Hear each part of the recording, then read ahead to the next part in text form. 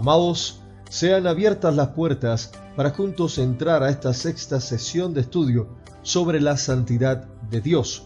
Pedimos al Señor la bendición sobre el estudio de su palabra, que nos permita escudriñarla y tener en nosotros la revelación en el Espíritu, que nos permita llegar al conocimiento de la verdad, en otras palabras, al conocimiento de Dios.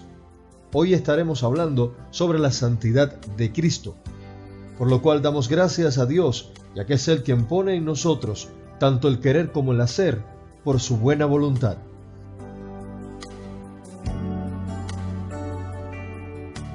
Es muy perceptible cómo en muchos lugares del planeta se ha producido una creciente hostilidad hacia la fe cristiana, algo que a pesar de haber existido durante mucho tiempo, ha ido aumentando progresiva y considerablemente, y tal parece indicar que los no cristianos o incrédulos manifiestan una preocupación creciente hacia el hecho de que los cristianos militantes puedan forzar a algunos grupos religiosos a través de las leyes imperantes, y probablemente tengan razón, ya que muchas leyes o enmiendas protegen tanto al no cristiano como al cristiano. Pero a menudo existe este sentimiento de molestia y hostilidad hacia los cristianos, ya sean ministros, teólogos, evangelistas o cualquier otro. Pero a pesar de ello, lo que sucede muy rara vez es que alguien de manera pública critique la integridad de Jesús. Cuando se manifiestan focos de hostilidad dirigidos hacia los cristianos, la iglesia o contra la historia de la influencia cristiana, al parecer hay algún tipo de restricción hacia la figura de Jesús. De todos los seres humanos que alguna vez hayan pisado nuestro planeta, es motivo de duda que haya habido alguna vez un ser humano que engendrara un respeto más universal por su integridad que Jesús de Nazaret. El mundo elogia tanto a Jesús que cabe preguntarse, si Él era una persona tan maravillosa, amorosa, amable y compasiva, ministrando toda clase de enfermos y marginados, entonces, ¿por qué lo mataron? No solo lo mataron, sino que las masas clamaron por su sangre. ¿Qué había en Jesús de Nazaret que inflamó las pasiones de la gente, ya sea a favor o en contra? En Marcos capítulo 4, versículo 35, vemos la manifestación de un fenómeno topográfico anómalo en Palestina, a causa de un túnel de viento que se forma entre el desierto de Transjordania y el mar Mediterráneo, y que está dirigido hacia el mar de Galilea.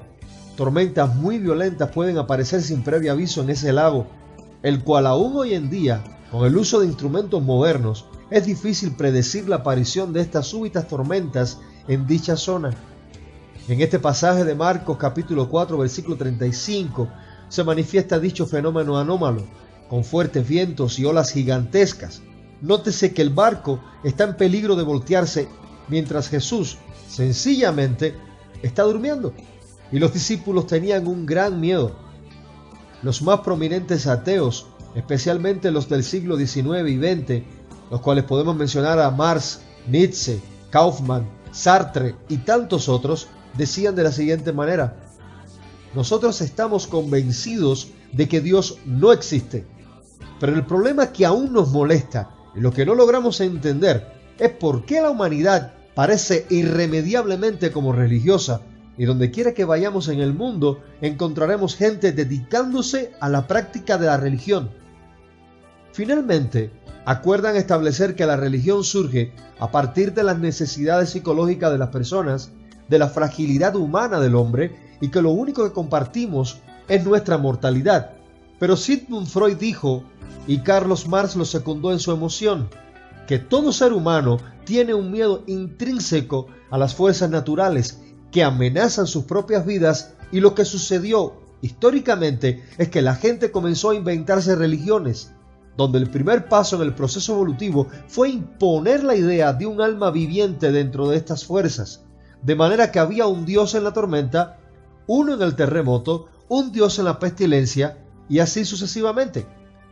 Freud sostiene que el primer paso fue la personalización de la naturaleza, y según su teoría, hay miles de cosas que amenazan nuestra existencia, tales como enfermedades, incendios, inundaciones, guerras e incluso otras personas. Pero como seres humanos hemos aprendido a sobrevivir a la hostilidad de otras personas, o como Freud decía, ingeniándonos con todo tipo de artimañas y negociaciones para salir de las situaciones. Pero conforme a las afirmaciones y análisis de Freud, la pregunta sería: ¿cómo puedes, de qué manera, negociar con un huracán o con una inundación? ¿Cómo puedes suplicarle a una tormenta? ¿Cómo sobornar a un terremoto o adular a una enfermedad y hacerla desaparecer porque son fuerzas impersonales que amenazan con destruirnos? Freud dijo que nosotros proyectamos en la naturaleza características personales para poder entonces hablar de estas fuerzas naturales y sacralizarlas, o sea, hablar a las deidades que están en la naturaleza o incluso por encima de ella, en una versión del monoteísmo donde se habla a un solo Dios sobre estos problemas. Entonces, si adoras a Dios, le entregas tu diezmo y le sirves, mientras Él, con poder suficiente sobre la tormenta, les protegerá de todos estos problemas. Muchos ministerios en la actualidad están enfocados en la prosperidad y la salud, y oímos este concepto de clama y recibe, y que todo lo que necesitamos hacer para recibir esa prosperidad y sanación es mencionarlo con fe y confianza, y Dios te dará estas cosas. Si tenemos la capacidad de proyectar nuestras emociones hacia la naturaleza, tal y como Freud indicó, y dijo que mediante la religión nos inventamos un Dios que nos sirve de muleta y nos ayuda a andar por miedo a la naturaleza. Sin embargo, vamos a Marcos capítulo 4 versículo 35, donde los discípulos tienen un encuentro con estas fuerzas destructivas de la naturaleza. Sus vidas están literalmente en peligro a causa de la tempestad en el mar, por lo que vienen a su líder, a Jesús, y le dicen: Maestro, haz algo o perecemos. Entonces el Señor, Dios encarnado, el supremo creador, emitió una orden verbal, no a los hombres, sino a las fuerzas impersonales de la naturaleza. Entonces se dirige hacia el mar y al viento y ordenó en voz alta: ¡Calla! ¡Enmudece! Tal como vemos en Marcos capítulo 4 versículo 39. Fue entonces que al instante la respuesta del cosmos se manifestó de la siguiente manera: el mar se volvió como un vidrio y el viento en total quietud, aún sin una brisa en el aire. Y el texto nos dice claramente que ellos se llenaron de pánico. Los discípulos no mostraron alegría ante aquel acto.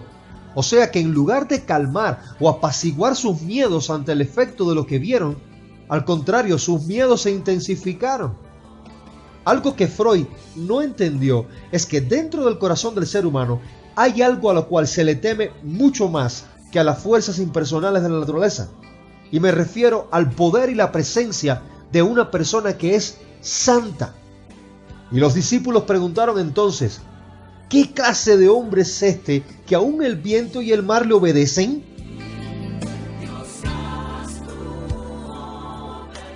Amados, esperamos con todo amor en nuestro Señor y Salvador Jesucristo que todas estas sesiones de estudio sobre la santidad de Dios sea de inmensa bendición para su vida, de la misma manera que la es para la nuestra. Bendito sea el Señor y Dios, Padre de nuestro Señor y Salvador Jesucristo, quien ha puesto en nuestras manos su santa palabra para que la escudriñemos y lleguemos al conocimiento de la verdad. He ahí donde es Dios revelado y su palabra manifiesta en nuestras vidas.